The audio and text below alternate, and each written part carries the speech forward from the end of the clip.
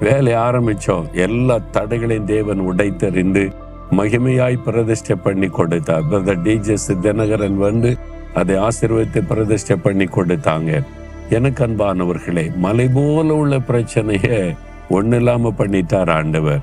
உங்க வாழ்க்கையில இன்றைக்கு பெரிய பர்வத மாதிரி ஏதோ ஒரு காரியம் தடையா நிக்குது. ஊழியத்துல, பிசினஸ்ல, வேலையில, உடைய குடும்ப காரியத்துல இதை பார்த்து பயப்படுறீங்களா?